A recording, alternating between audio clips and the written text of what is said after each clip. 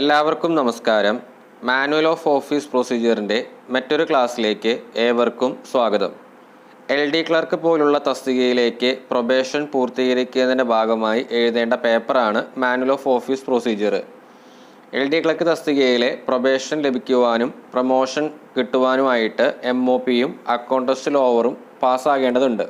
ഇന്നത്തെ ക്ലാസ്സിൽ നമ്മൾ 2025 ജനുവരി വിജ്ഞാനപ്രകാരം നടന്ന മാനുവൽ ഓഫ് ഓഫീസ് പ്രൊസീജിയറിൻ്റെ പരീക്ഷയ്ക്ക് ചോദിച്ച ചോദ്യങ്ങളും അനുബന്ധ വസ്തുതകളുമാണ് ഡിസ്കസ് ചെയ്യുന്നത്. വീഡിയോ മുഴുവനായിട്ട് കാണാൻ എല്ലാവരും ശ്രദ്ധിക്കുമല്ലോ. ചോദ്യങ്ങൾ നോക്കാം. The current file, note file and any previous papers and books put up for reference is. റഫറൻസിനായി സമർപ്പിച്ചിരിക്കുന്ന നിലവിലെ ഫയൽ, കുറിപ്പ് ഫയൽ, മുൻകാല പേപ്പറുകൾ, പുസ്തകങ്ങൾ എന്നിവ എന്താണ് എന്നാണ് ചോദ്യം. ആൻസർ കേസാണ്. കറണ്ട് ഫയലും നോട്ട് ഫയലും പ്രീവിയസ് പേപ്പേഴ്സും ബുക്സിനും ഒക്കെ കേസ് എന്നാണ് അറിയപ്പെടുന്നത് എന്ന് മനസ്സിലാക്കുക. Government officers correspond with each other without the formality of official procedure is called. ഔദ്യോഗിക നടപടിക്രമങ്ങളുടെ ഔപചാരികതയില്ലാതെ സർക്കാർ ഉദ്യോഗസ്ഥർ പരസ്പരം കത്തിടപാടുകൾ നടത്തുന്നതിനെ ഡാഷ് എന്ന് വിളിക്കുന്നു. അപ്പോൾ ഇതിന് പറയുന്ന പേരാണ് ഡെമി ഒഫീഷ്യൽ ലെറ്റർ എന്ന് പറയുന്നത്. DO ലെറ്റർ എന്ന് പറയും. അതായത് വിത്തൗട്ട് ഒഫീഷ്യൽ ഫോർമാലിറ്റിയിൽ ഈ ഗവൺമെൻറ് ഓഫീസേഴ്സ് പരസ്പരം കമ്മ്യൂണിക്കേറ്റ് ചെയ്യണം പറയുന്നതിൻ്റെ പേരാണ് DO എന്ന് പറയുന്നത്. അത് ടു ഡ്രോ പേഴ്സണൽ അറ്റൻഷനെയാണ് പറയുന്നത്. അപ്പോൾ അതിലൊരു ഒഫീഷ്യൽ പ്രൊസീജിയറൊന്നും ഉണ്ടാവുകയില്ല. അത്ര ലെറ്ററിനെയാണ് DO ലെറ്റർ എന്ന് പറയുന്നത്. അപ്പോൾ without the formality of official procedure എന്ന വാക്കാണ് ഇതിൽ ഏറ്റവും കീവേഡായിട്ട് നമ്മൾ നോക്കേണ്ടത്. അപ്പോൾ അങ്ങനെയൊക്കെ വരികയാണെങ്കിൽ അതിൻ്റെ ആൻസർ ഡെമി ഒഫീഷ്യൽ ആയിരിക്കും. The preparation of any communication in which is proposed to issue is called. പുറപ്പെടുവിക്കാൻ ഉദ്ദേശിക്കുന്ന ഏതൊരു ആശയവിനിമയത്തിൻ്റെയും തയ്യാറെടുപ്പിനെ ഡാഷ് എന്ന് വിളിക്കുന്നു. Answer drafting. അതായത് ഇപ്പോൾ ഒരു ഓഫീസിൽ നിന്ന് മറ്റൊരു ഓഫീസിലേക്ക് കമ്മ്യൂണിക്കേറ്റ് ചെയ്യുമ്പോൾ നമ്മൾ ചിലപ്പോൾ ലെറ്ററൊക്കെ അയക്കാറുണ്ട്. അപ്പോൾ ലെറ്ററിൻ്റെ ഒക്കെ ഒരു ഇനീഷ്യൽ സ്റ്റേജ് എന്ന് പറയുന്നത് ഒരു ഡ്രാഫ്റ്റ് തയ്യാറാക്കുക എന്നതാണ്, അല്ലെങ്കിൽ ഒരു കരട് തയ്യാറാക്കുക എന്നതാണ്. അപ്പോൾ അതാണ് ചോദ്യം. അപ്പോൾ ഇവിടെ ആൻസറായിട്ട് വരുന്നത് ഡ്രാഫ്റ്റിംഗ് ആണ് എന്ന് മനസ്സിലാക്കുക.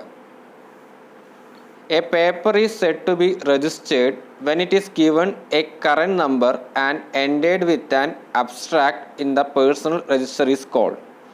ഒരു പേപ്പറിന് കറൻറ്റ് നമ്പർ നൽകി വ്യക്തിഗത രജിസ്റ്ററിൽ ഒരു സംഗ്രഹം നൽകുമ്പോൾ അത് രജിസ്റ്റർ ചെയ്തതായി പറയപ്പെടുന്നു. അതിനെ എന്താണ് വിളിക്കുന്നത് എന്നാണ് ചോദ്യം. ആൻസർ രജിസ്ട്രിയാണ്. അതായത് നമുക്കൊരു എക്സ്റ്റേണലായിട്ട് ലഭിക്കുന്ന ഏത് കമ്മ്യൂണിക്കേഷനെയും തപാൽ എന്നാണ് പറയുന്നത്. അപ്പോൾ ഈ തപാലിന് ഒരു നമ്പർ ഇട്ടാണ് കിട്ടുന്നത്. അതിനാണ് കറൻറ്റ് നമ്പർ എന്ന് പറയുന്നത്. ഈ നമ്പർ ഇട്ട് കിട്ടുന്ന തപാലിനെ നമ്മളൊരു പേഴ്സണൽ രജിസ്റ്ററിൽ എഴുതി കഴിയുകയാണെങ്കിൽ അതിനെ നമ്മൾ രജിസ്ട്രി എന്നാണ് പറയുന്നത്. അതായത് എക്സ്റ്റേണൽ കിട്ടുന്ന കമ്മ്യൂണിക്കേഷനെ പേഴ്സണൽ രജിസ്റ്ററിൽ എഴുതുകയാണെങ്കിൽ അപ്പോൾ ആ തപാൽ രജിസ്റ്റർ ചെയ്തു എന്നാണ് സൂചിപ്പിക്കുന്നത്. അതിന് രജിസ്ട്രി എന്നാണ് പറയുന്നത് എന്ന് മനസ്സിലാക്കുക. A paper which is not connected with the pending case in the offices. ഓഫീസിൽ നിലവിലുള്ള ഒരു കേസുമായി ബന്ധമില്ലാത്ത ഒരു പേപ്പർ. ആൻസർ ന്യൂ കേസ്, പുതിയ case. After opening the tabals, the papers are sorted according to sections numbered and sent to dash as per MOP. തപാലുകൾ തുറന്നതിന് ശേഷം പേപ്പറുകൾ വിഭാഗങ്ങൾ അനുസരിച്ച് തരംതിരിച്ച് നമ്പറിട്ട് MOP അനുസരിച്ച് ഡാഷ് എന്നതിലേക്ക് അയക്കുന്നു. ആൻസർ റെസ്പെക്റ്റീവ് സൂപ്രണ്ടൻസ്, അതത് സൂപ്രണ്ടുമാർ. If any paper relates to an unclosed cases, the clerk adds the paper to. ഏതെങ്കിലും പേപ്പർ അടയ്ക്കാത്തൊരു കേസുമായി ബന്ധപ്പെട്ടതാണെങ്കിൽ ക്ലർക്ക് പേപ്പർ ചേർക്കുന്നത്. Answer the current file of the case, നിലവിലുള്ള കേസിൻ്റെ ഫയലായിട്ട്. അതായത് ഇപ്പോൾ എക്സ്റ്റേണലായിട്ട് കിട്ടുന്ന ഒരു പേപ്പർ നമുക്ക് മുമ്പ് ക്രിയേറ്റ് ചെയ്ത ഒരു ഫയലായിട്ട് ബന്ധപ്പെട്ട പേപ്പർ ആണെങ്കിൽ അപ്പോൾ ആ പേപ്പർ നിലവിലെ ഫയലിനൊപ്പമാണ് അറ്റാച്ച് ചെയ്യുന്നത്. ഒരു പുതിയ ഫയൽ തുടങ്ങേണ്ട ആവശ്യമില്ല. അപ്പോൾ നേരത്തെ കേസ് അൺക്ലോസ്ഡ് ആണെങ്കിൽ നമുക്ക് ഓൾറെഡി നമ്മുടെ കയ്യിൽ ഒരു ഫയൽ ഉണ്ടെങ്കിൽ ആ ഫയലിൻ്റെ കൂടെയാണ് നിലവിൽ വന്ന ഒരു പേപ്പർ അല്ലെങ്കിൽ ഒരു തപാൽ അറ്റാച്ച് ചെയ്യേണ്ടത് എന്ന് മനസ്സിലാക്കുക. In important and difficult cases before taking action the clerk take the oral orders of. പ്രധാനപ്പെട്ടതും ബുദ്ധിമുട്ടുള്ളതുമായ കേസുകളിൽ നടപടിയെടുക്കുന്നതിന് മുമ്പ് ക്ലർക്ക് ഡാഷിൻ്റെ വാമൊഴിയായി ഉത്തരവുകൾ എടുക്കുന്നു. Answer superintendent. അപ്പോൾ ഈ സൂപ്രണ്ടുമായി ബന്ധപ്പെട്ട ചില കാര്യങ്ങൾ നോക്കാം. ഈ സൂപ്രണ്ടാണ് ഒരു ക്ലർക്ക് മെയിൻറ്റെയിൻ ചെയ്യേണ്ട പേഴ്സണൽ രജിസ്റ്റർ ഡെയിലി ചെക്ക് ചെയ്യുന്നത്. ഓരോ LD ക്ലർക്കുമാരും അവരുടേതായിട്ടുള്ള പേഴ്സണൽ രജിസ്റ്റർ മെയിൻറ്റെയിൻ ചെയ്യേണ്ടതുണ്ട്. വരുന്ന തപാലുകളൊക്കെ എൻ്റർ ചെയ്യാനുള്ള രജിസ്റ്ററാണ് പേഴ്സണൽ രജിസ്റ്റർ എന്ന് പറയുന്നത്. അപ്പോൾ ഈ PR ഓരോ ദിവസവും ക്ലർക്ക് മെയിൻറ്റെയിൻ ചെയ്ത് പോകുന്നുണ്ടോ ഇല്ലയോ എന്ന് നിരീക്ഷിക്കുന്നത് സൂപ്രണ്ട് ആയിരിക്കുമെന്ന് മനസ്സിലാക്കുക. അതുപോലെ സൂപ്രണ്ടാണ് കസ്റ്റോഡിയൻ ഓഫ് അറ്റൻഡൻസ് രജിസ്റ്റർ, അതേപോലെ മൂവ്മെൻറ്റ് രജിസ്റ്റർ എന്നിവ കസ്റ്റോഡിയനായിട്ട് വരുന്നത് സൂപ്രണ്ടാണെന്ന് മനസ്സിലാക്കുക. അപ്പോൾ ഈ സൂപ്രണ്ട് ഓഫീസ് മേധാവി, ഹെഡ് ഓഫ് ഓഫീസിനായിരിക്കും റെസ്പോൺസിബിൾ എന്ന കാര്യം മനസ്സിലാക്കുക. അപ്പോൾ ക്ലർക്ക് ഓൾവേസ് ഒരു സൂപ്രണ്ടിൻ്റെ മേൽനോട്ടത്തിലായിരിക്കും കാര്യങ്ങളെല്ലാവരും കൈകാര്യം ചെയ്യുന്നത്. Fair copies intended for higher authorities are signed by. ഉന്നത അധികാരികൾക്കായി ഉദ്ദേശിച്ചിട്ടുള്ള ന്യായമായ പകർപ്പുകളിൽ ഒപ്പിട്ടിരിക്കുന്നത്. Answer head of office, office മേധാവി. All references to which replies are due are kept intact by subject clerk in dash file. മറുപടി നൽകേണ്ട എല്ലാ റെഫറൻസുകളും സബ്ജക്റ്റ് ക്ലർക്ക് ഡാഷ് ഫയലിൽ കേടുകൂടാതെ സൂക്ഷിക്കുന്നു. ആൻസർ കറണ്ട് ഫയൽ, നിലവിലെ ഫയൽ. അതായത് ഒരു ക്ലർക്ക് ഒരു റെസിപ്റ്റ് കിട്ടിക്കഴിഞ്ഞാൽ അത് പേഴ്സണൽ രജിസ്റ്ററിൽ എൻ്റർ ചെയ്തതിന് ശേഷം അതൊരു ഫയലായിട്ട് തുടങ്ങേണ്ടതുണ്ട്. അപ്പോൾ ഈ ഫയലിലെ ആക്ഷനൊക്കെ ഇങ്ങനെ എടുത്തു വരുന്ന സമയത്തായിരിക്കും ചിലപ്പോൾ പുതിയതായിട്ടൊരു ഫയൽ ഗവൺമെൻറ്റിൻ്റെ ഭാഗത്തു നിന്നോ മറ്റ് എക്സ്റ്റേണൽ അതോറിറ്റിയുടെ കയ്യിൽ നിന്നോ ഒരു റെസിപ്റ്റൊക്കെ നമുക്ക് കിട്ടുന്നത്. അപ്പോൾ ചിലപ്പോൾ ആ ഫയലിനെ സംബന്ധിച്ച വിഷയമായിരിക്കും ആ റെസിപ്റ്റിലുള്ളത്. അപ്പോൾ കിട്ടിയ റെസിപ്റ്റ് നിലവിൽ എക്സിസ്റ്റിംഗ് ഫയലിന് കൂടെ അറ്റാച്ച് ചെയ്യുകയാണെങ്കിൽ നോക്കുന്ന ഹയർ അതോറിറ്റീസിലേക്ക് ആ ഫയൽ നോക്കാനൊക്കെ എളുപ്പമുണ്ടായിരിക്കും. അപ്പോൾ നിലവിലെ കറണ്ട് ഫയലിലായിരിക്കണം all reference to which replies are kept intact by subject clerk maintain ചെയ്യേണ്ടത് എന്ന കാര്യം മനസ്സിലാക്കുക. A closed envelope received in an office is treated as. ഒരു ഓഫീസിൽ നിന്ന് ലഭിക്കുന്ന ഒരു ക്ലോസ്ഡ് കവർ ഡാഷായി കണക്കാക്കുന്നു. ആൻസർ തപാല്. അതായത് എക്സ്റ്റേണലായിട്ട് ലഭിക്കുന്ന ഒരു ഓഫീസിൽ ലഭിക്കുന്ന കമ്മ്യൂണിക്കേഷനാണ് തപാൽ എന്ന് പറയുന്നത്. അതൊരു ക്ലോസ്ഡ് എൻവലപ്പ് ഫോമിലായിരിക്കും. അപ്പോൾ ഈ തപാല് നമ്പർ ഇട്ട് കിട്ടുമ്പോഴാണ് അതിന് കറണ്ട് എന്ന് പറയുന്നത്. ഈ കറണ്ട് തുടർന്ന് ഒരു ക്ലർക്ക് അദ്ദേഹത്തിൻ്റെ പേഴ്സണൽ രജിസ്റ്ററിൽ എഴുതുമ്പോഴാണ് അതിനെ രജിസ്റ്റേർഡായി അല്ലെങ്കിൽ രജിസ്റ്റർ ചെയ്തു എന്ന് തീരുമാനിക്കുന്നത്. അതിനുശേഷമാണ് ക്ലർക്ക് ഒരു ഫയൽ ആരംഭിക്കുന്നത്. തുടർന്ന് ഈ PR-ൻ്റെ എല്ലാം കസ്റ്റോഡിയൻ സൂപ്രണ്ട് ആയിരിക്കും എന്ന് മനസ്സിലാക്കുക. So a closed envelope received in an ഓഫീസിനെയാണ് നമ്മൾ തപാൽ എന്ന് പറയുന്നത് എന്ന് മനസ്സിലാക്കുക. Who will sign the postal receipt attached to the register and insured articles received in an office. ഒരു ഓഫീസിൽ ലഭിക്കുന്ന രജിസ്റ്റർ ചെയ്തതും ഇൻഷുർ ചെയ്തതുമായ സാധനങ്ങളുടെ തപാൽ രസീതിൽ ആരാണ് ഒപ്പിടുന്നത്? Answer the tapal clerk. The tapals brought by messenger before 10 AM are kept at. രാവിലെ 10 മണിക്ക് മുമ്പ് മെസ്സഞ്ചർ കൊണ്ടുവരുന്ന തപാലുകൾ സൂക്ഷിക്കുന്നത് ഡാഷാണ്. Answer a box kept for the purpose. ഇതിനായി സൂക്ഷിക്കുന്ന ഒരു പെട്ടിയിൽ. അതായത് ഒരു ഓഫീസിലെ ടൈമിങ്ങിന് വളരെ ഇമ്പോർട്ടൻസ് ഉണ്ട്. അപ്പോൾ രാവിലെ 10 മണിക്ക് മുമ്പ് ഒരു 9:30 ആയിരിക്കുമ്പോൾ ഓഫീസ് അറ്റൻഡർമാർ ഓഫീസിൽ ഹാജരാകണമെന്നുണ്ട്. അതേപോലെ 10 മണിക്ക് മുമ്പ് വരുന്ന തപാലുകളല്ലാതും ഒരു പെട്ടിയിലാണ്, ഇന്നൊരു പർപ്പസിന് വേണ്ടി ഒരു പെട്ടി ഉണ്ടായിരിക്കും, അതിലാണ് സൂക്ഷിച്ച് വയ്ക്കുന്നത്. രാവിലെ 10 മണിക്കാണ് ഈ ബോക്സ് തപാൽ ക്ലർക്ക് ഓപ്പൺ ചെയ്യേണ്ടതെന്ന് മനസ്സിലാക്കുക. 10 മണിക്കകം എല്ലാ സ്റ്റാഫുകളും ഓഫീസിൽ എത്തേണ്ടതുണ്ട് എന്ന കാര്യം കൂടി മനസ്സിലാക്കുക. ഇവയെ പറ്റിയിട്ടെല്ലാം MOPയിൽ പറഞ്ഞിട്ടുണ്ട്. Who will acknowledge receipt in the messenger's delivery book. മെസ്സഞ്ചറിൻ്റെ ഡെലിവറി ബുക്കിലെ രസീത് ലഭിച്ചതായി ആരാണ് അറിയിക്കുക? Answer the clerk in charge of tapal section. തപാൽ സെക്ഷൻ്റെ ക്ലർക്ക് ഇൻചാർജ്. അപ്പോൾ ഈ ലോക്കൽ ഡെലിവറി ബുക്ക് എന്ന് പറയുന്നൊരു പുസ്തകമുണ്ട്. അത് പറയുന്നത് രജിസ്റ്റർ ഓഫ് ലോക്കൽ ഡെലിവറി ആയിട്ട് ബന്ധപ്പെട്ടതാണ്. അതായത് used to send all letters to the office within the head ക്വാർട്ടേഴ്സാണ് ഈ ലോക്കൽ ഡെലിവറി ബുക്ക് എന്ന് പറയുന്നത്. അപ്പോൾ ഈ മെസ്സഞ്ചറിൻ്റെ ഡെലിവറി ബുക്കിലെ രസീത് ലഭിച്ചതായിട്ട് അറിയിക്കുന്നത് the clerk in charge of tapal section ആണ് എന്ന കാര്യം മനസ്സിലാക്കുക. Who will note the instruction necessary in a tapal to disposal as എക്സെൻഡിസ്. ഒരു തപാൽ എക്സെൻഡിസായി വിനിയോഗിക്കുന്നതിന് ആവശ്യമായ നിർദ്ദേശം നൽകുന്നത് ആരാണ്? Answer the officer seeing the tapal. തപാൽ കാണുന്ന ഉദ്യോഗസ്ഥൻ. അപ്പോൾ ഈ X L dis, K dis അങ്ങനെ പലതരത്തിലുള്ള ഡിസ്പോസലുകൾ MOPയിൽ പറയുന്നുണ്ട്. ഈ എക്സ് അതേപോലെ എൽ ഡിസ് എന്ന് പറയുന്നത് papers of informal character dispose ചെയ്യാനുള്ള ഡിസ്സുകളാണ്. അതായത് ക്ഷണികപരമായിട്ടുള്ള കാര്യങ്ങളൊക്കെ ഡിസ്പോസ് ചെയ്യാനാണ് ഈ എക്സ് എൽ ഡിസ് ഒക്കെ ഉപയോഗിക്കുന്നത്. അതേപോലെ ഈ എൽ ഡിസ്, കെ ഡിസ്, ഡി ഡിസ്, ആർ ഡിസ് എന്ന് പറഞ്ഞ പല ഡിസ്പോസലുകളുണ്ട്. എൽ ഡിസ് എന്ന് പറയുന്നത് 1 വർഷമൊക്കെ എത്തിയിട്ടുള്ള ഫയലുകൾ ഡിസ്പോസ് ചെയ്യാനുള്ളതാണ്. കെ ഡിസ് എന്ന് പറഞ്ഞാൽ 3 വർഷം എത്തിയിട്ടുള്ള ഫയലുകൾ ഡിസ്പോസ് ചെയ്യാനുള്ളതാണ്. ഡി ഡിസ് 10 വർഷമാണ്. അതുപോലെ ആർ ഡിസ് എന്ന് പറയുന്നത് ഡിസ്ട്രോയ് ചെയ്യാൻ പറ്റാത്ത ഫയലുകളുടെ കൂട്ടാണ്. അപ്പോൾ ഇത്രയും ഡിസ്സുകളെല്ലാം വളരെയധികം റിപ്പീറ്റ് ചെയ്തിട്ട് MOPയുടെ എക്സാമിന് പല പ്രാവശ്യം ചോദിച്ചിട്ടുണ്ട്. അപ്പോൾ ഇവയെല്ലാം ഒന്ന് അറിഞ്ഞിരിക്കുക. എക്സ് എൻ ഡിസ് എന്ന് പറയുന്നത് papers of informal character dispose ചെയ്യാനുള്ളതാണെന്ന് മനസ്സിലാക്കുക. ഒരു തപാൽ എക്സ് എൻ ഡിസ് ആയിട്ട് വിനിയോഗിക്കുന്നതിന് ആവശ്യമായ നിർദ്ദേശം നൽകുന്നത് ദ ഓഫീസർ സീയിങ് ദ തപാലാണ് എന്ന കാര്യം മനസ്സിലാക്കുക. From the following which type of papers are exempted from numbering? താഴെ പറയുന്നവയിൽ ഏതൊക്കെ തരം പേപ്പറുകളാണ് നമ്പറിങ്ങിൽ നിന്ന് ഒഴിവാക്കിയിരിക്കുന്നത്? Answer papers of informal character. താൽക്കാലിക സ്വഭാവമുള്ള പേപ്പറുകളെല്ലാം നമ്പറിങ്ങിൽ നിന്ന് ഒഴിവാക്കിയിട്ടുണ്ടെന്ന കാര്യം മനസ്സിലാക്കുക. ഡിപ്പാർട്ട്മെൻറ്റ് ടെസ്റ്റ് എഴുതുന്ന കൂട്ടുകാർക്ക് വേണ്ടിയിട്ട് മുൻകാല വർഷ ചോദ്യപേപ്പറുകളുടെ ക്വസ്റ്റ്യൻസും ആൻസർ സെറ്റായിട്ട് ഒരു പ്രാക്ടീസ് സെറ്റ് തയ്യാറാക്കിയിട്ടുണ്ട്. മാനുവൽ ഓഫ് ഓഫീസ് പ്രൊസീജിയറിൻ്റെ 15 സെറ്റ്, അതുപോലെ അക്കൗണ്ട് ടെസ്റ്റുകളായ KSR, Kerala financial code, introduction to Indian government accounts and audit, Kerala treasury code എന്നിവയുടെയും അധ്യാപകർക്കുള്ള കേരള എഡ്യൂക്കേഷൻ ആക്ട്സ് ആൻഡ് റൂൾസിൻ്റെയും അതുപോലെ കേരള PSC നടത്തുന്ന ഏത് വകുപ്പ് തല പരീക്ഷകളുടെയും മുൻകാല വർഷ ചോദ്യപേപ്പറുകളുടെ പ്രാക്ടീസ് സെറ്റ് അവൈലബിൾ ആണ്. എത്രത്തോളം ചോദ്യങ്ങൾ നിങ്ങൾ പ്രാക്ടീസ് ചെയ്യുന്നുവോ അത്രത്തോളം നിങ്ങളുടെ കോൺഫിഡൻസ് ലെവൽ ഇമ്പ്രൂവ് ആകും. കൂടുതൽ ക്വസ്റ്റ്യൻസ് റിപ്പീറ്റ് ചെയ്ത് ചോദിക്കാനുള്ള സാധ്യതയും വളരെയധികം കൂടുതലാണ്. അപ്പോൾ താല്പര്യമുള്ളവർ സ്ക്രീനിൽ കാണുന്ന വാട്സപ്പ് നമ്പറായിട്ട് കോൺടാക്ട് ചെയ്യുക. The form of distribution registries. വിതരണ രജിസ്റ്ററിൻ്റെ ഫോം. Answer form 1. ഫോം 1 ആണ് ഡിസ്ട്രിബ്യൂഷൻ രജിസ്റ്ററിന് സൂചിപ്പിച്ചിരിക്കുന്നതെന്ന് മനസ്സിലാക്കുക.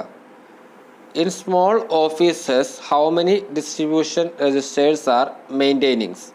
ചെറിയ ഓഫീസുകളിൽ എത്ര വിതരണ രജിസ്റ്ററുകൾ പരിപാലിക്കുന്നുണ്ട്? ആൻസർ 1. ചെറിയ ഓഫീസുകളിലൊക്കെ ഒരു വിതരണ ഡിസ്ട്രിബ്യൂഷൻ രജിസ്റ്റർ മാത്രമാണ് പരിപാലിക്കുന്നുള്ളൂ എന്ന കാര്യം മനസ്സിലാക്കുക. While in paper handed over to the record keeper acknowledged in column dash of the distribution register. രേഖകൾ രേഖാ സൂക്ഷിപ്പുകാരന് കൈമാറുമ്പോൾ വിതരണ രജിസ്റ്ററിൻ്റെ ഡാഷിൽ രേഖ സൂക്ഷിപ്പുകാരൻ അത് സമ്മതിക്കുന്നു. Answer column 5. ഡിസ്ട്രിബ്യൂഷൻ രജിസ്റ്ററിൻ്റെ കോളം 5ലാണ് ഒരു പേപ്പർ റെക്കോർഡ് കീപ്പർക്ക് കൈമാറുമ്പോൾ റെക്കോർഡ് കീപ്പർ അക്നോളജ് ചെയ്യുന്നത് എന്ന കാര്യം മനസ്സിലാക്കുക. അപ്പോൾ ഈ റെക്കോർഡ് കീപ്പർ റെക്കോർഡ് സെക്ഷൻ ആയിട്ട് ബന്ധപ്പെട്ട് ധാരാളം ചോദ്യങ്ങൾ ചോദിച്ചു തന്നിട്ടുണ്ട്. അപ്പോൾ ഈ റെക്കോർഡ് റൂം എന്ന് പറയുന്നത് ഈ ഡിസ്പോസൽ ചെയ്തിട്ടുള്ള ഫയലുകളൊക്കെ സൂക്ഷിക്കുന്ന റൂമാണ് ഈ റെക്കോർഡ് റൂം എന്ന് പറയുന്നത്. അപ്പോൾ അതിൻ്റെ ചാർജ് എന്ന് പറയുന്നത് റെക്കോർഡ് കീപ്പർക്കായിരിക്കും. അതുപോലെ ഈ ഹെഡ് ഓഫ് ഓഫീസ് എല്ലാ ഏപ്രിൽ മാസത്തിലും ഈ റെക്കോർഡ് സെക്ഷൻസ് പരിശോധിക്കേണ്ടതുണ്ട് എന്ന് മനസ്സിലാക്കുക. അപ്പോൾ റെക്കോർഡ് കീപ്പറാണ് റെക്കോർഡ് സെക്ഷൻ്റെ ഇൻചാർജ് എന്ന കാര്യം അറിഞ്ഞിരിക്കുക. A reference issued from an office and originating a file will be assigned a number is called. ഒരു ഓഫീസിൽ നിന്ന് പുറപ്പെടുവിക്കുകയും ഒരു ഫയൽ ആരംഭിക്കുകയും ചെയ്യുന്ന ഒരു റെഫറൻസിന് ഒരു നമ്പർ നൽകും. അതിന് വിളിക്കുന്നത് ആൻസർ അറൈസിംഗ് റെഫറൻസ്. ഇത് വളരെയധികം റിപ്പീറ്റ് ചെയ്ത് ചോദിച്ചിട്ടുള്ള ചോദ്യമാണ്. അറൈസിംഗ് റെഫറൻസ് ആണ് A reference issued from an office and originating in A file will be assigned A number എന്ന് പറയുന്നത് എന്ന കാര്യം മനസ്സിലാക്കുക. The form of security register used in തപാൽ സെക്ഷൻ ഈസ്. തപാൽ വിഭാഗത്തിൽ ഉപയോഗിക്കുന്ന സുരക്ഷാ രജിസ്റ്ററിൻ്റെ ഫോം. Answer form 2. ഫോം 2 ആണ് ഫോം ഓഫ് സെക്യൂരിറ്റി രജിസ്റ്റർ എന്ന കാര്യം മനസ്സിലാക്കുക. Stamps affixed on petitions or other documents should be first defaced by. ഹർജികളിലോ മറ്റ് രേഖകളിലോ പതിച്ച സ്റ്റാമ്പുകൾ ആദ്യം വികൃതമാക്കേണ്ടത്. ആൻസർ തപാൽ ക്ലർക്ക്. അപ്പോൾ തപാൽ ക്ലർക്കാണ് stamps affixed on petitions or other documents should be first defaced എന്ന കാര്യം മനസ്സിലാക്കുക. The form of personal registries. വ്യക്തിഗത രജിസ്റ്ററിൻ്റെ ഫോം ഏതാണ്? ആൻസർ ഫോം 3 ഫോം 3-ലാണ് പേഴ്സണൽസിനെ കുറിച്ച് പറഞ്ഞിട്ടുള്ളത് കാര്യം മനസ്സിലാക്കുക. ഇത് അപ്പൻഡിക്സ് 1 ഓഫ് MOPയിലാണ് ഫോം 3 പറ്റി പറഞ്ഞിട്ടുള്ളത്. അതിലാണ് പേഴ്സണൽസിനെ കുറിച്ച് പറഞ്ഞിട്ടുള്ളത്. ഇതിൽ എന്തെങ്കിലും ഫയലുകൾക്ക് ഡിലേ സംഭവിച്ചിട്ടുണ്ടോ ഇല്ലയോ എന്നുള്ള കാര്യം ഈ പേഴ്സണൽ രജിസ്റ്റർ നോക്കിക്കഴിഞ്ഞാൽ നമുക്ക് മനസ്സിലാകും. അപ്പോൾ ഈ PR ഒക്കെ മെയിൻറ്റെയിൻ ചെയ്യേണ്ടത് സെക്ഷൻ ക്ലർക്ക് ആണെന്ന കാര്യം മനസ്സിലാക്കുക. അതുപോലെ ഇത് PR എല്ലാ രീതിയിലും പരിശോധിക്കേണ്ടത് സൂപ്രണ്ടാണ് എന്ന കാര്യം അറിഞ്ഞിരിക്കുക. PR രജിസ്റ്ററിൽ മൊത്തം 10 കോളംസാണ് ഉള്ളത് എന്ന കാര്യം മനസ്സിലാക്കുക. ഇത്രയും ചോദ്യങ്ങളൊക്കെ റിപ്പീറ്റ് ചെയ്ത് ചോദിച്ചിട്ടുള്ള ചോദ്യങ്ങളാണ്. അപ്പോൾ ഫോം നമ്പർ 3-ലാണ് അപ്പൻഡിക്സ് 1 ഓഫ് MOPയിലാണ് പേഴ്സണൽ രജിസ്റ്ററിനെ കുറിച്ച് പറഞ്ഞിട്ടുള്ളത് എന്ന കാര്യം മനസ്സിലാക്കുക. PRൻ്റെ കസ്റ്റോഡിയൻ എപ്പോഴും സെക്ഷൻ ക്ലർക്ക് ആയിരിക്കും. The validity of the usage of personal register in entering currents and related entries is within a period of. കറൻറ്റുകളിലും അനുബന്ധ എൻട്രികളിലും പേഴ്സണൽ രജിസ്റ്ററിൻ്റെ ഉപയോഗത്തിൻ്റെ സാധുത ഡാഷ് കാലയളവിനുള്ളിൽ ആയിരിക്കണം. ആൻസർ എ കലണ്ടർ ഇയർ, ഒരു കലണ്ടർ വർഷത്തിൽ. അതായത് ഓരോ PR-ഉം ഓരോ കലണ്ടർ ഇയറിലായിരിക്കണം ആരംഭിക്കേണ്ടത്. PR-ലാണ് എക്സ്റ്റേണലായിട്ട് കിട്ടുന്ന തപാലുകളും കാര്യങ്ങളൊക്കെ എൻട്രി ചെയ്യേണ്ടതെന്ന കാര്യം മനസ്സിലാക്കുക. അതേപോലെ it is the effective mechanism for checking of delays in action of taking a file എന്ന കാര്യം അറിഞ്ഞിരിക്കുക. അതേപോലെ ഈ തപാലുകളൊക്കെ പേഴ്സണൽ രജിസ്റ്റർ എൻ്റർ ചെയ്യുമ്പോഴാണ് അതിനെ രജിസ്റ്റേർഡ് ആയി അല്ലെങ്കിൽ രജിസ്ട്രി സംഭവിച്ചു എന്നൊക്കെ നമ്മൾ പറയുന്നത് എന്ന കാര്യം മനസ്സിലാക്കുക. അതുപോലെ ഹെഡ് ഓഫ് ഓഫീസിനെ ഈ PR ചെക്ക് ചെയ്യാനുള്ള അധികാരമുണ്ട്. അതുപോലെ സൂപ്രണ്ടിന് എപ്പോഴും ഈ PR ചെക്ക് ചെയ്യാനുള്ള അധികാരമുണ്ട്. അപ്പോൾ ഇത് മെയിൻറ്റെയിൻ ചെയ്യുന്നത് സെക്ഷൻ ക്ലർക്ക് ആയിരിക്കും എന്ന കാര്യം മനസ്സിലാക്കുക. മൊത്തം 10 കോളംസാണ് PR രജിസ്റ്ററിനുള്ളത് എന്ന കാര്യം മനസ്സിലാക്കുക. While carrying over the previous year undisposed files in the new personal register for the next year, the columns dash to dash will be carried over boldly. പുതിയ പേഴ്സണൽ രജിസ്റ്ററിലെ കഴിഞ്ഞ വർഷത്തെ തീർപ്പാക്കാത്ത ഫയലുകൾ അടുത്ത വർഷത്തേക്ക് കൊണ്ടുപോകുമ്പോൾ ഡാഷ് മുതൽ ഡാഷ് വരെയുള്ള കോളങ്ങൾ ധൈര്യപൂർവ്വം കൊണ്ടുപോകും. Answer 2 to 4. അപ്പോൾ ഈ പേഴ്സണൽ രജിസ്റ്ററിലെ ഓരോ കോളംസും അതിൻ്റേതായിട്ടുള്ള ഇമ്പോർട്ടൻസ് ഉണ്ട്. അപ്പോൾ ഒരു PR പ്രീവിയസ് ഇയറിൽ നിന്ന് പുതിയ PR-ലോട്ട് അതിൻ്റെ ഡാറ്റാസൊക്കെ മാറ്റുകയാണെങ്കിൽ ഈ 2 to 4 columns of PR register will carry forward ചെയ്യും എന്ന കാര്യം മനസ്സിലാക്കുക. അതുപോലെ ഈ കോളം 2-ലാണ് ഈ current number of papers enter ചെയ്യുന്നത്. അതുപോലെ കോളം 4-ലാണ് കറൻറ്റ് ടൈറ്റിൽസൊക്കെ എൻ്റർ ചെയ്യുന്നത്. അപ്പോൾ പുതിയ PR ഒക്കെ തുടങ്ങുകയാണെങ്കിൽ ഈ കറണ്ട് നമ്പർ കോളം 2-ൽ രേഖപ്പെടുത്തിയിട്ടുള്ള കറണ്ട് നമ്പറുകളും അതുപോലെ കോളം 4-ൽ ആ വന്നിരിക്കുന്ന കറണ്ടിൻ്റെ ടൈറ്റിൽസ് അല്ലാതും കോളം 4-ൽ രേഖപ്പെടുത്തുന്നുണ്ട്. അപ്പോൾ ഈ തപാൽ നമ്പറുകളും കറണ്ട് ടൈറ്റിൽസ് അല്ലാതും ഇനി പുതിയ PR ആരംഭിക്കുകയാണെങ്കിൽ അതിൽ എൻ്റർ ചെയ്യേണ്ടി വരും എന്ന കാര്യം കൂടി അറിഞ്ഞിരിക്കുക. അതുപോലെ ഈ കോളം നമ്പർ 10-ലാണ് nature of number and date of final ഡിസ്പോസലിനെ കുറിച്ച് പരാമർശിച്ചിരിക്കുന്ന കാര്യം മനസ്സിലാക്കുക. അപ്പോൾ ഡിസ്പോസലുകളെല്ലാം ബന്ധപ്പെട്ടിരിക്കുന്നത് കോളം 10-ലായിരിക്കും. കോളം 2-ലായിരിക്കും കറണ്ട് നമ്പറിനെ പറ്റി പറയുന്നത്. കോളം 4-ലായിരിക്കും ഈ കറണ്ട് നമ്പറുമായി ബന്ധപ്പെട്ട ടൈറ്റിൽസിനെ കുറിച്ച് പറഞ്ഞിട്ടുള്ളത് എന്ന കാര്യം കൂടി അറിഞ്ഞിരിക്കുക. In each volume of the personal register the name of dash and dash should be written on the fly leaf. Personal രജിസ്റ്ററിൻ്റെ ഓരോ വാല്യത്തിലും ഡാഷ് ഡാഷ് എന്നീ പേരുകൾ ഫ്ലൈ ലീഫിൽ എഴുതണം. Answer superintendent and section clerk. അപ്പോൾ ഈ PR-ൻ്റെ എല്ലാ വാല്യത്തിലും സൂപ്രണ്ടിൻ്റെയും സെക്ഷൻ ക്ലർക്കിൻ്റെയും പേരുകൾ ഫ്ലൈ ലീഫിൽ എഴുതണം എന്ന കാര്യം മനസ്സിലാക്കുക. PR-മായി ബന്ധപ്പെട്ട് ധാരാളം ചോദ്യങ്ങൾ റിപ്പീറ്റ് ചോദിച്ച് കണ്ടിട്ടുണ്ട്. അപ്പോൾ ഇതുമായി ബന്ധപ്പെട്ട കാര്യങ്ങളൊക്കെ ഒന്ന് മനസ്സിലാക്കി വെക്കുക. The number of entries on each page of the personal register shall ordinarily be. Personal രജിസ്റ്ററിലെ ഓരോ പേജിലുമുള്ള എൻട്രികളുടെ എണ്ണം സാധാരണയായി എത്രയാണ്? ആൻസർ 3. ഓരോ PR-ലും പരമാവധി ഒരു LD ക്ലർക്ക് 3 എൻട്രീസ് മാത്രമാണ് വരുത്താവുന്നത് എന്ന കാര്യം മനസ്സിലാക്കുക. അതേപോലെ PR-ൽ റെഡിങ് ഉപയോഗിച്ചിട്ടായിരിക്കണം a line across the PR page after each entry mark ചെയ്യേണ്ടതെന്ന കാര്യം മനസ്സിലാക്കുക. അതുപോലെ PR രജിസ്റ്ററിൽ കോളം 7-ലാണ് നാച്ചർ ഓഫ് റെഫറൻസ് ഇഷ്യൂഡ് എന്നതിനെ പറ്റിയിട്ട് മാർക്ക് ചെയ്യേണ്ടത് എന്ന കാര്യം മനസ്സിലാക്കുക. അപ്പോൾ PR-ൽ പരമാവധി 3 എൻട്രീസാണ് ഒരു LD ക്ലർക്ക് വരുത്താൻ പാടുള്ളൂ എന്ന കാര്യം അറിഞ്ഞിരിക്കുക. The time prescribed to enter a current in the personal register by subject clerk is. Subject clerk personal രജിസ്റ്ററിൽ കറൻറ്റ് രേഖപ്പെടുത്താൻ നിർദ്ദേശിക്കുന്ന സമയം. Answer When the paper received by the subject clerk, the entry shall be made at once in the personal register. Subject clerk paper ലഭിച്ചാൽ ഉടൻ തന്നെ personal രജിസ്റ്ററിൽ entry നടത്തേണ്ടതാണ് എന്ന കാര്യം മനസ്സിലാക്കുക. Which colour of ink is used when a line should be drawn across the page after each entry. ഓരോ എൻട്രിക്ക് ശേഷവും പേജിൽ ഒരു വര വരയ്ക്കുമ്പോൾ ഏത് നിറത്തിലുള്ള മഷിയാണ് ഉപയോഗിക്കേണ്ടത്? അപ്പോൾ കുറച്ച് മുമ്പ് നമ്മൾ പറഞ്ഞിട്ടുണ്ടായിരുന്നു A line across the PR register after each entry നടത്തേണ്ടത് റെഡ് ഇങ്ക് ഉപയോഗിച്ചിട്ടാണ്, ചുവന്ന മഷി ഉപയോഗിച്ചിട്ടായിരിക്കണം PR എൻട്രി ചെയ്യേണ്ട ഓരോ കാര്യങ്ങൾക്കും നമ്മളൊരു ലൈൻ മാർക്ക് ചെയ്യേണ്ടത്. അതുപോലെ പരമാവധി 3 എൻട്രി മാത്രമാണ് PR വരുത്താൻ പാടുള്ളൂ എന്ന കാര്യം അറിഞ്ഞിരിക്കുക. The word briefly noted, see knows relating with.